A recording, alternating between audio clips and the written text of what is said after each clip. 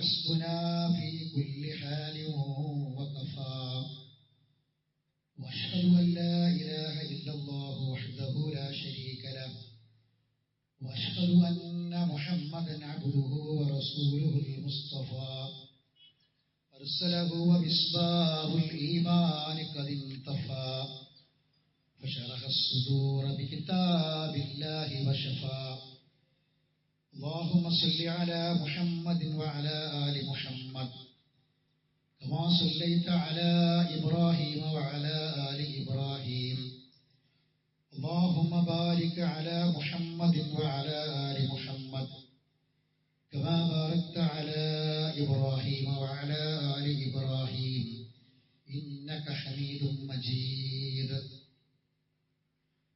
الله أكبر الله أكبر الله أكبر لا إله إلا الله الله أكبر الله أكبر ولله الحمد يا أيها الذين آمنوا اتقوا الله وقولوا قولا سديدا يصلح لكم أعمالكم ويغفر لكم ذنوبكم ومن يطع الله ورسوله فقد فاز فوزا عظيما يا أيها الذين آمنوا اتقوا الله حق تقاته ولا تموتن إلا وأنتم مسلمون ബഹുമാന്യരായ സത്യവിശ്വാസികളെ വിശ്വാസിനികളെ, ജീവിതത്തിന്റെ അവസാന നിമിഷം വരെയും ഈമാനും തഖ്വയും നിലനിർത്താനുള്ള പരിശ്രമം ഉണ്ടാകണമെന്ന് സ്വന്തത്തോടും നിങ്ങളോടും ഓർമ്മപ്പെടുത്തുകയാണ്, വസിയ്യത്ത് ചെയ്യുകയാണ്. അല്ലാഹു നമ്മെ എല്ലാവരെയും അതിന് അനുഗ്രഹിക്കുമാറാവട്ടെ. ഏറെ ഭയപ്പെടുത്തുന്ന ഒരു പ്രത്യേക സാമൂഹിക ചുറ്റുപാടിലാണ് നമ്മളൊക്കെയും ജീവിച്ചുകൊണ്ടിരിക്കുന്നത്. നമ്മുടെ സ്വന്തം കാര്യത്തെക്കുറിച്ച് ചിന്തിച്ചാൽ, സ്വന്തം വീടിനെക്കുറിച്ചും സ്വന്തം കുടുംബത്തെക്കുറിച്ചും നാടിനെക്കുറിച്ചും ചിന്തിച്ചാൽ ഒരുപാട് ആശങ്കകൾ മുമ്പൊന്നുമില്ലാത്ത വിധം നമ്മുടെ ഹൃദയത്തിൽ ഉണ്ട് എന്ന കാര്യം തർക്കമില്ലാത്തതാണ്. കുറെയൊക്കെ നമ്മൾ പൊരുത്തപ്പെട്ടും കണ്ടിട്ടും കണ്ടിട്ടില്ല എന്ന് നടിച്ചും പലതും മനഃപൂർവ്വം വിസ്മരിച്ചും നമ്മളങ്ങനെ ഓരോ ദിനങ്ങൾ തള്ളി നീക്കുന്നു എന്നതാണ് നമ്മുടെയൊക്കെ മുന്നിലുള്ള ഒരു സത്യം. ഇന്ന് നമ്മൾ ഈദുൽ ഫിത്തർ ആഘോഷിക്കുകയാണ്.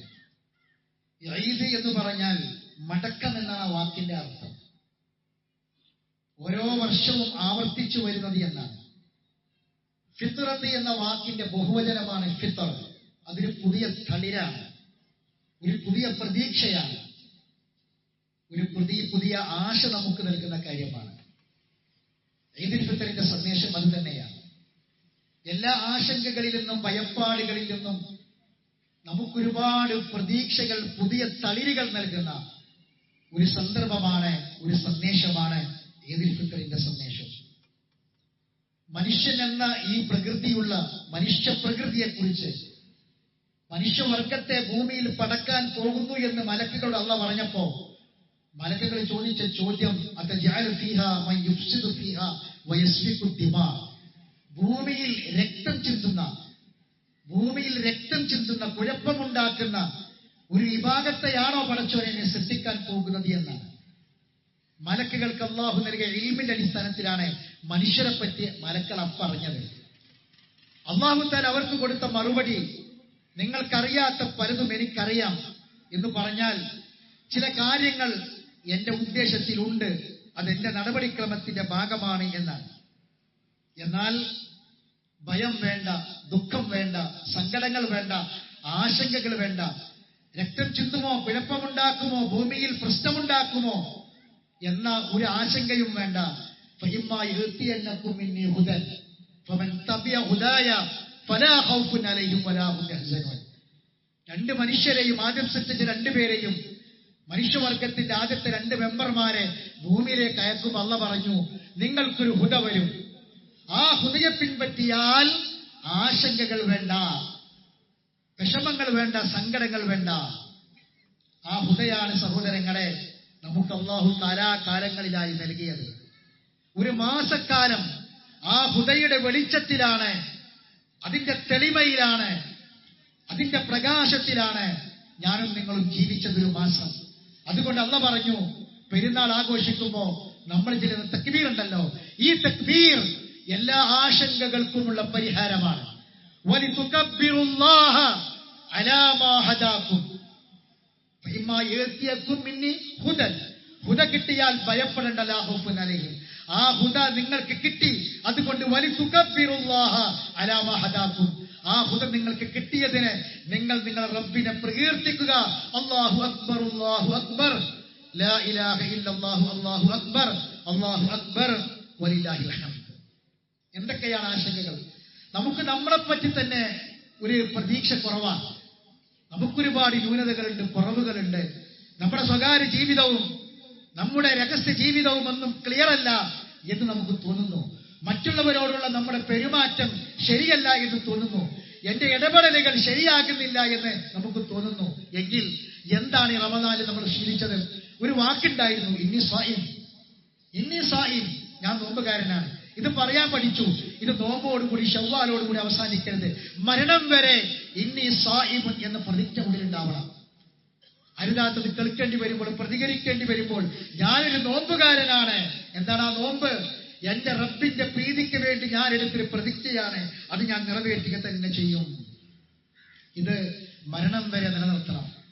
ഒരു വ്യക്തിയുടെ ശുദ്ധീകരണമാണ് നോമ്പ് നടത്തിയത്. വാക്കുകൾ, പെരുമാറ്റങ്ങൾ, ഇടപെടലുകൾ എല്ലാം ശ്രദ്ധിക്കണം. നബിയുടെ അടുക്കൽ വന്ന ഒരാൾ ചോദിച്ചു, റസൂലേ, എനിക്കൊരു വസിയത്ത് പറയത്ത് തരണം, എനിക്കൊരു വസിയത്ത് തരണം, നന്നാകാൻ മോഹമുണ്ട്. റസൂൽ പറഞ്ഞു, ലാ തഗ്ളബ്, ദേഷ്യം പിടിക്കാതിരുന്നാൽ മതി. വീണ്ടും പറഞ്ഞു ലാ തഗ്ളബ്, വീണ്ടും പറഞ്ഞു ലാ തഗ്ളബ്. മറ്റൊരിക്കൽ ഒരു സഹാബി വന്നിട്ട് പറഞ്ഞു, മുർനി ബി അമലി യാ റസൂലല്ലാഹ്, എനിക്ക് എന്നെ ഒന്ന് നന്നാക്കണം റസൂലേ, അതിന് എനിക്കൊരു അമല് പറഞ്ഞു തരണം. റസൂൽ പറഞ്ഞു കൊടുത്തു, അലൈക അസ്സിയാം, നോമ്പാണ്. അസ്സൗമു ജുന്ന, അതൊരു പരിചയാണ്. സഹോദരങ്ങളെ, ആ നോമ്പിൽ, ഈ നോമ്പിലൂടെ നാം നേടിയെടുത്ത വ്യക്തിശുദ്ധി അത് നിലനിർത്താൻ ശ്രമിക്കാം. മരിക്കുന്നത് വരെ ഞാനൊരു നോമ്പുകാരനാണ് എന്ന വാക്ക് അത് റമദാനോടുകൂടി അവസാനിപ്പിക്കാതിരിക്കുക, മരിക്കുന്നത് വരെ പറയാൻ ശ്രമിക്കാം.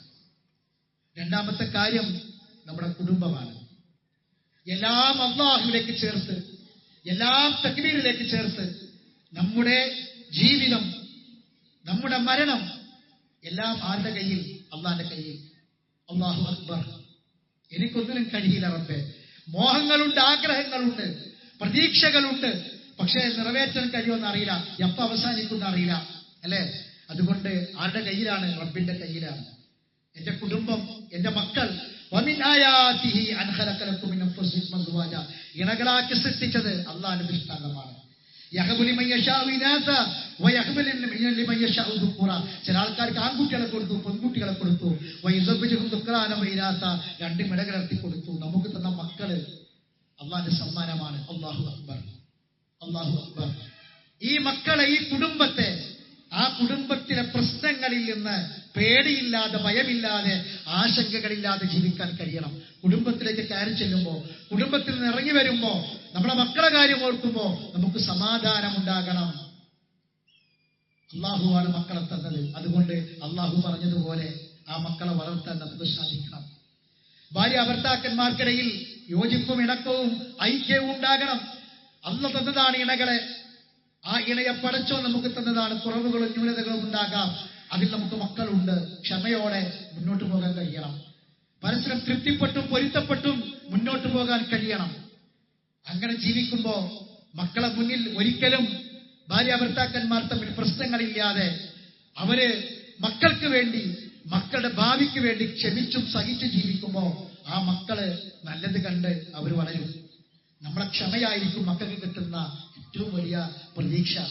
ഒന്നും പറയാനില്ലാഞ്ഞിട്ടല്ല, ഒന്നും ചോദിക്കാനില്ലാഞ്ഞിട്ടല്ല, മറിച്ച് നമ്മൾ ക്ഷമയോടെ ജീവിക്കുമ്പോ അത് കണ്ട് പഠിക്കുന്ന മക്കൾക്ക് ഒരു വലിയ സമ്മാനം ആ ക്ഷമയുടെ ഭാഗമായി നമ്മൾ കൊടുക്കുകയാണ്. എന്തൊക്കെയാണ് പ്രശ്നങ്ങൾ ഒരു കുടുംബത്തിൽ? ഇപ്പൊ നിങ്ങൾ നോക്കൂ, ഒരു വസ്ത്രം മാതാപിതാക്കൾ ഇടപെടുന്ന രംഗങ്ങൾ. ഒരു കൂട്ട് വസ്ത്രം മക്കൾക്ക് വാങ്ങിക്കൊടുക്കുകയാണെങ്കിൽ 2 കൂട്ട് വാങ്ങിക്കൊടുക്കണം. അതെന്തിനാ? ഈദ്ഗാഹ്ക്ക് പോകുമ്പോ ഇടാനൊന്നും, ഈദ്ഗാഹ് കഴിഞ്ഞാൽ വേറൊന്നും വാങ്ങിക്കൊടുക്കുന്ന അവർ സെലക്ട് ചെയ്യുന്നത് ഈദ്ഗാഹ്ക്ക് പോകുമ്പോൾ ഇടാൻ പറ്റൂല. അപ്പോ ഈദ്ഗാഹ്ക്ക് പോകുമ്പോ വേറൊന്ന്, അത് കഴിഞ്ഞാൽ വേറൊന്ന്, രണ്ടെണ്ണം വാങ്ങി കൊടുക്കേണ്ട അവസ്ഥയാണ്. ചുണ്ടിൽ ചായം തേക്കാൻ തയ്യാറാകാതെ പുറത്തിറങ്ങാൻ മടി കാണിക്കുന്ന പെൺകുട്ടികൾ വളർന്നു വരികയാണ്. ഈ കാലഘട്ടത്തിലാണ് സഹോദരങ്ങളെ നമ്മൾ ജീവിച്ചുകൊണ്ടിരിക്കുന്നത്. അതുകൊണ്ട് ശ്രദ്ധിക്കുക. ഒരു അവധിയാണ് നമ്മളെ മുന്നിൽ. പരീക്ഷകളൊക്കെ കഴിഞ്ഞ് അവധിയാണ്. അവധിയും പെരുന്നാളും ഒക്കെ വരികയാണ്. നല്ലോണം ശ്രദ്ധിക്കണം, നല്ലോണം സൂക്ഷ്മത പാലിക്കണം. ആർക്കാണ് പെരുന്നാള്? നമ്മൾ വരെ കുട്ടികൾക്കാണ് പെരുന്നാള്. ആരാ പെരുന്നാൾ ആഘോഷിക്കുന്നത്? കുട്ടികളാ പെരുന്നാൾ ആഘോഷിക്കുന്നത്, അല്ലേ? എങ്കിൽ കുട്ടികളെ പെരുന്നാൾ ആഘോഷത്തിൽ നമുക്ക് ബേജാറില്ലേ? നമ്മളെ കുട്ടികളെ എങ്ങനെ ആഘോഷിക്കുമെന്ന് നമുക്കറിയോ? ആഘോഷിക്കാൻ വേണ്ടി ഇറങ്ങിപ്പോകുന്ന നമ്മളെ വീട്ടിലെ കൗമാരപ്രായക്കാരായ മക്കളെ കുറിച്ച് രക്ഷിതാക്കൾക്ക് എന്ത് ധൈര്യമാണുള്ളത് സഹോദരങ്ങളെ. അതുകൊണ്ട് നോമ്പ് നമുക്ക് നൽകിയത് തഖ്വയല്ലേ?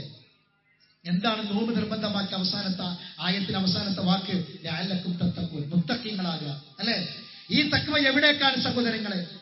നാളെ പരലോകത്ത് സ്വർഗത്തിലേക്കും നരകത്തിലേക്കും രണ്ട് വിഭാഗമായി പോകുമ്പോ അല്ലാഹുവിന്റെ ഖുർആൻ പറയാണ്, വസീഖല്ലദീന തഖൗ ഇലൽ ജന്നത്തി സുമറ. സ്വർഗത്തിലേക്ക് ഒരു കൂട്ടം ആളുകൾ ഇങ്ങനെ നയിക്കപ്പെടും. അതൊരു കുടുംബമാണ്.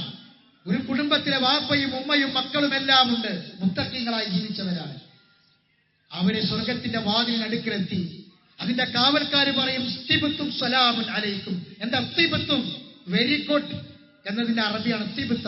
ഉഷാറായി ജീവിച്ചു നിങ്ങൾ, ദുനിയാവിൽ നിങ്ങൾ നന്നായി ജീവിച്ചു, നിങ്ങൾക്ക് സലാം, നിങ്ങൾ കടന്നുകൊള്ളൂ എന്ന് പറയും. ഈ സമയത്ത് അൽഹംദുലില്ലാഹില്ലദി സദഖന വഅദഹു വഅൗറതനൽ അർള നതബവ്വഉ മിനൽ ജന്നത്തി ഹൈതു നശാ ഫനിഅമ അജ്റുൽ ആമിലീൻ.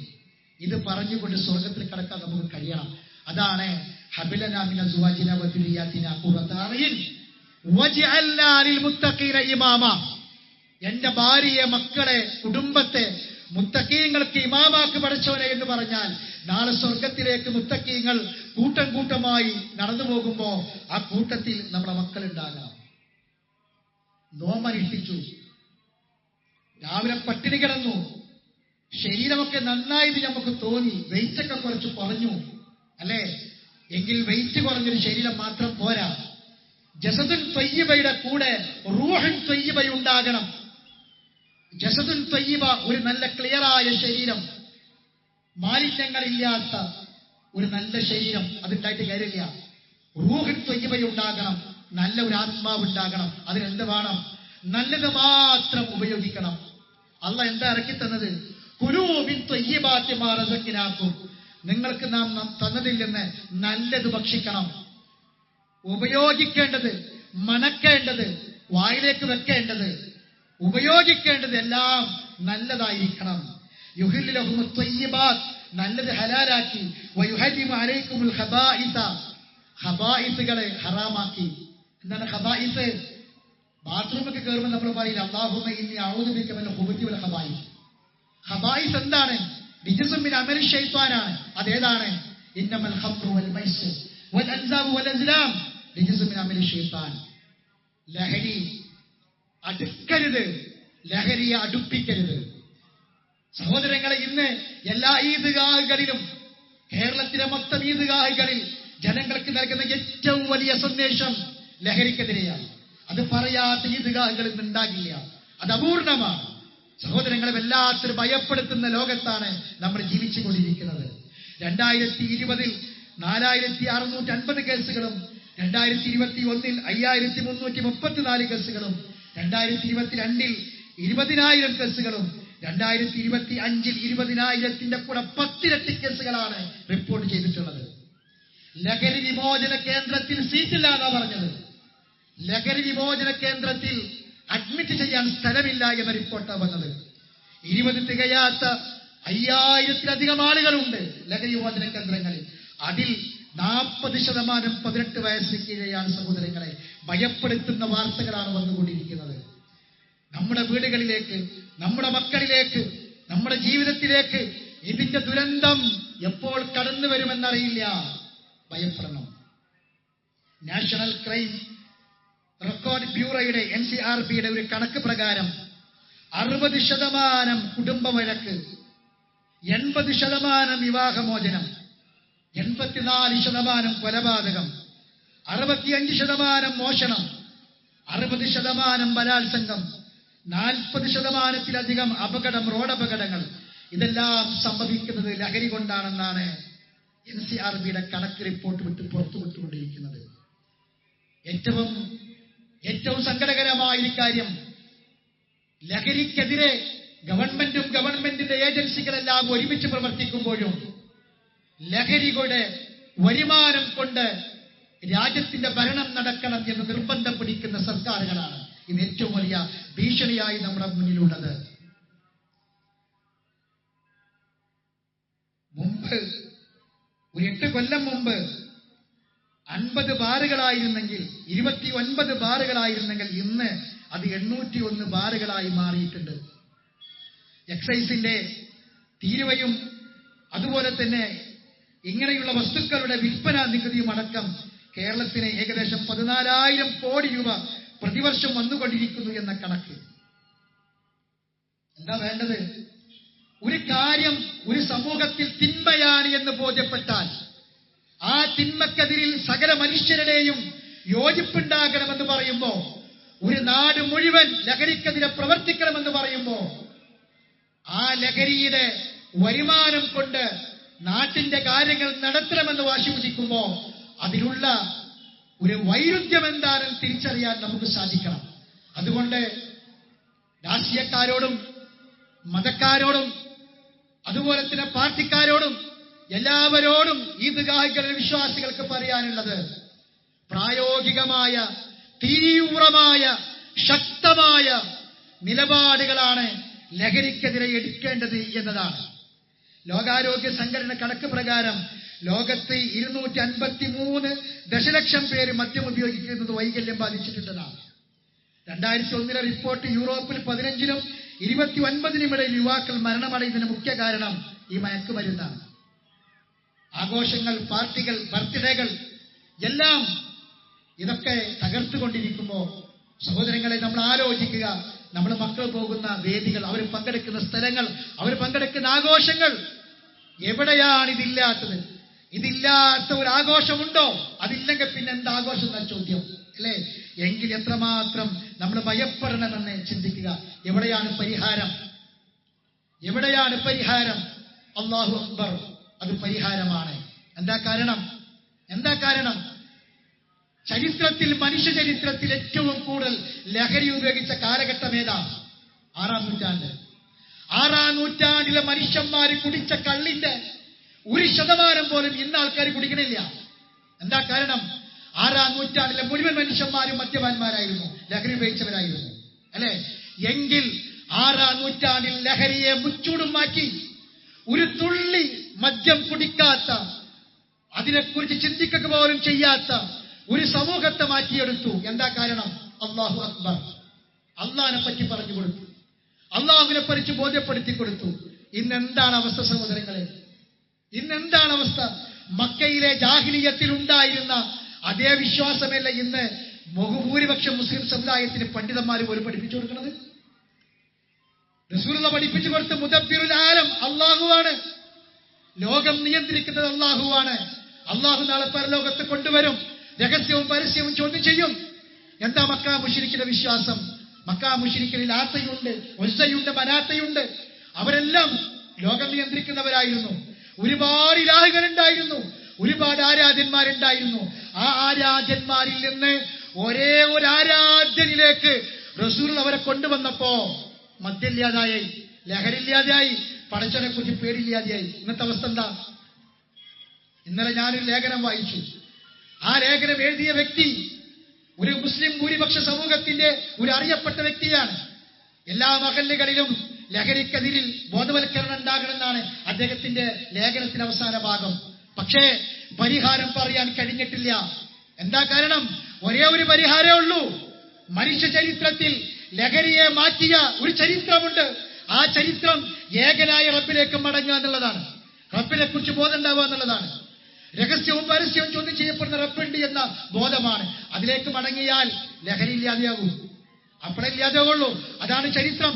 ആദ്യകാല ആളുകൾ ഏതൊന്നുകൊണ്ട് മാറിയോ അതുകൊണ്ട് മാത്രമേ അവസാനകാല ആളുകളും മാറുകയുള്ളൂ എന്ന ഏറ്റവും വലിയ സന്ദേശം കൂടി ഇതിന്റെ കൂടെ പഠിച്ചു വെക്കാൻ സഹോദരങ്ങളെ നമുക്ക് സാധിക്കണം. എന്താണ് അല്ലാഹു പറഞ്ഞത്? വഅദല്ലാഹു അല്ലദീന ആമനൂ മിൻകും വഅമിലു സ്വാലിഹാത്തി ലയസ്തഖ്ലിഫന്നഹും ഫിൽ അർളി കമസ്തഖ്ലഫ അല്ലദീന മിൻ ഖബലിക്കും. നിങ്ങൾക്ക് മാന്യമായി ജീവിക്കാം, പ്രാതിനിധ്യം നൽകാം, നിങ്ങൾക്ക് ശക്തി നൽകാം. മിൻ ബഅദി ഖൗഫിഹിം അംനാ, രാത്രി ഭയത്തോടെ ഉറങ്ങേണ്ട, രാത്രി ഭയത്തോടെ ഉറങ്ങേണ്ട, മക്കളെ കുറിച്ച് ചിന്തിച്ച് വിഷമിക്കണ്ട. അല്ലാഹു പറയാണ് യഅബ്ദൂനനി, എന്നെ മാത്രം നിങ്ങൾ ആരാധിക്കണം. വലാ യുശ്രികു ബി ശൈഅ, എന്നിൽ യാതൊന്നിനെയും പങ്കു ചേർക്കരുത്. എങ്കിൽ വല യുബദ്ദിലന്നഹും മിൻ ബഅദി ഖൗഫിഹിം അംനാ, എല്ലാ ഭയത്തിൽ നിന്നും നിങ്ങൾക്ക് ഞാൻ നിർഭയത്വം നൽകാം. അല്ലാഹുവിന്റെ കരാറാണ്, വഅദല്ലാഹ്, അല്ലാഹുവിന്റെ വാഗ്ദാനമാണ്. ഇതിലും അധികം ഒരു വലിയ പ്രതീക്ഷ ഒരു മുസ്ലിമിന് വേറെന്താണ് സഹോദരങ്ങളെ ഉള്ളത്? ശരി, ആശങ്കകൾക്ക് നടുവിൽ ജീവിക്കുന്നു. എന്താണ് ലോകത്തിന്റെ അവസ്ഥ? ഇന്നലെയും ഈദ്ഗാഹ് ആഘോഷിക്കുന്ന ഫലസ്തീനികൾക്ക് നേരെ ബോംബാക്രമണം നടത്തി 20-ലധികം പേര് ഗസയിൽ മരിച്ചു. അതിൽ 90% പിഞ്ചു മക്കളും പാവപ്പെട്ട സ്ത്രീകളുമാണ്. സഹോദരങ്ങളെ, ലോകത്ത് അതിക്രമങ്ങൾ നടന്നുകൊണ്ടിരിക്കുന്നു. ആശങ്കകൾക്ക് നടുവിൽ നമ്മൾ ജീവിക്കുമ്പോ അല്ലാഹു അക്ബർ, അല്ലാഹു അക്ബർ, ലാ ഇലാഹ ഇല്ലല്ലാഹു, അല്ലാഹു അക്ബർ, അല്ലാഹു അല്ലാതെ ആരാധനക്ക് അർഹനായി മറ്റാരുമില്ല, അല്ലാഹുവാണ് ഏറ്റവും വലിയവൻ, വലില്ലാഹിൽ ഹംദ്, അല്ലാഹുവിനാകുന്നു സർവസ്തുതിയും.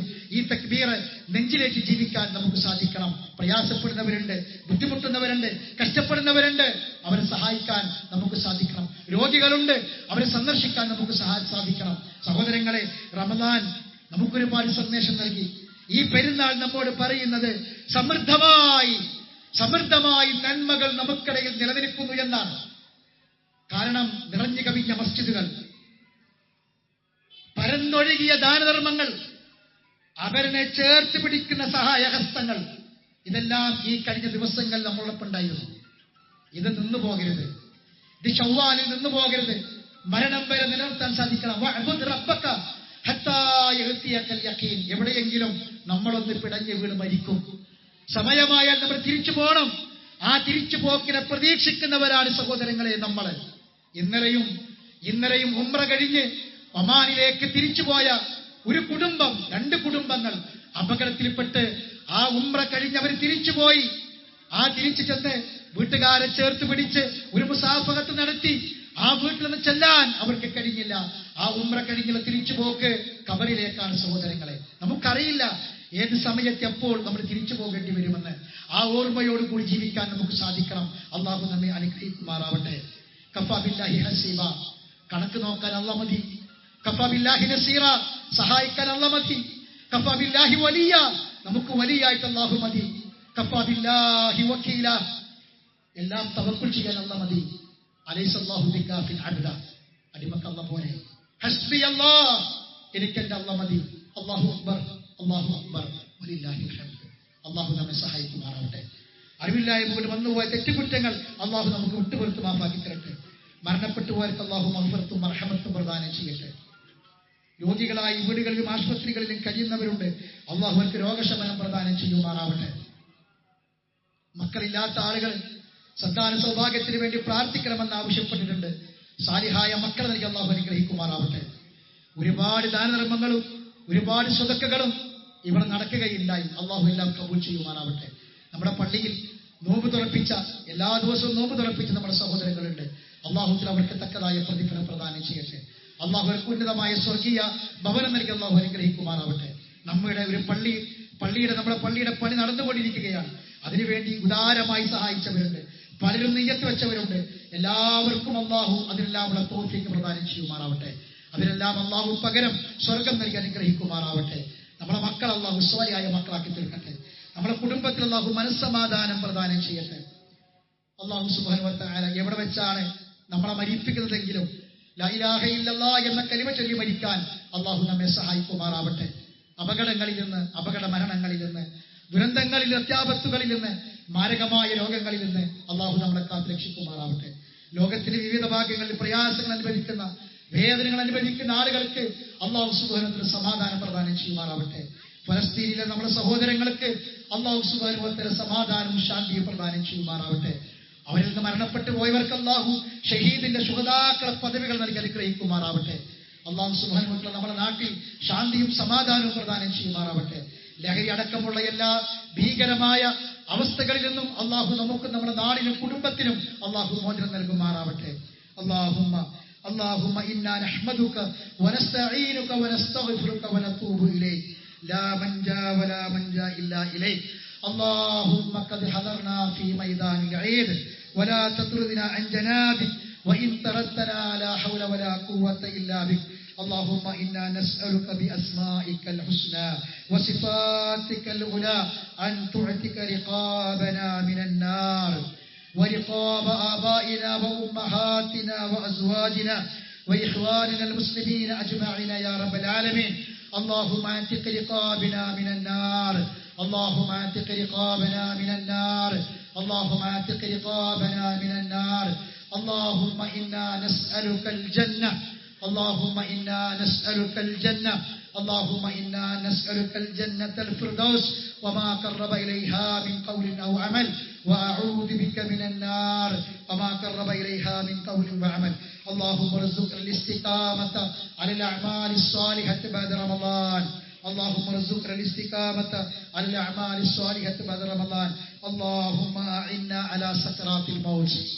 اللهم أعنا على سكرات الموت. اللهم أعنا على سكرات الموت. اللهم توفنا مسلمين وألحقنا بالصالحين. اللهم إنك عفو تحب العفو فاعف عنا. اللهم إنك عفو تحب العفو فاعف عنا. اللهم إنك عفو تحب العفو فاعف عنا. اللهم إنا نعوذ بك من جهد البلاء ودرك الشقاء وسوء القضاء وشماتة الأعداء. اللهم إنا نعوذ بك من زوال نعمتك وتحول عافيتك وفجاءة نقمتك وجميع سخطك يا رب العالمين. اللهم إنا نعوذ بك من البرص والجنون والجذام ومن سيء الأسقام. اللهم إنا نعوذ بك من الحدم ومن التردي ومن الغرق والحرق والحرم. وأعوذ بك من أن يتخبطنا الشيطان عند الموت. وأعوذ بك أن أموت لذيذا. اللهم أعز الإسلام والمسلمين وأذل الشرك والمشركين ودمر أعداءك وأعداء الدين. اللهم انصر إخواننا في فلسطين. اللهم انصر إخواننا في فلسطين. اللهم انصر إخواننا في فلسطين على اليهود العاسدين. اللهم انقذ المسجد الأقصى من البرازيل المعتدين. اللهم انصر إخواننا في سبيلك في كل مكان. اللهم اجعل شهر رمضان شاهدا لنا ولا شاهدا علينا وحجة لنا ولا حجة علينا. اللهم اشف مرضانا ومرضى المسلمين. اللهم ارحم موتانا وموتى المسلمين. ربنا تقبل منا صلاتنا. ربنا تقبل منا صيامنا. ربنا تقبل منا قيامنا. ربنا تقبل منا صدقاتنا. ربنا تقبل منا عمرتنا وسعينا. ربنا تقبل منا سائر أعمالنا وتمم تقصيرنا وتمم تقصيرنا وتمم تقصيرنا وقض حوائجنا يا قاضي الحاجات.